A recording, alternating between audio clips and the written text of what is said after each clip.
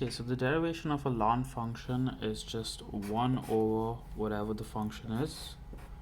Make sure I write exactly the same, and then we have to multiply this with the derivation of this function itself. So if I derive that function, that is 32x cubed.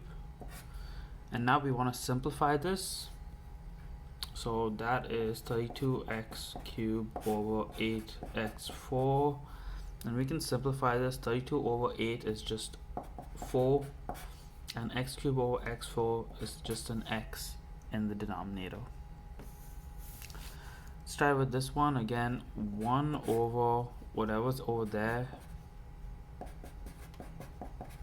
multiplied by the derivation of that bracket, which is 2x plus 6.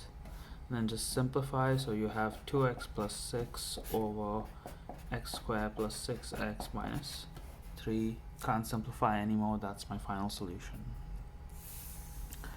Okay, some log examples as well, which are very similar. So the derivation of a log function is 1 over the function times ln of the base, that's in the denominator, and then the numerator is times by the derivation of this function, which is just 18x squared.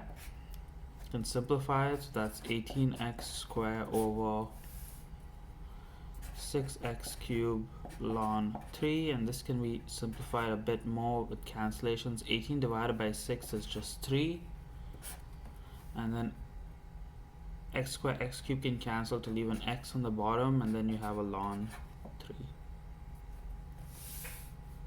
Okay, let's look at this last one here. So the derivation of this function is 1 over 4x5 plus 3x ln of the base, which is 10 if there's no number over there, and then the top is multiplied by the derivation of the inside, which is 20x4 plus 3. You can simplify by multiplying, so 20x4 plus 3 over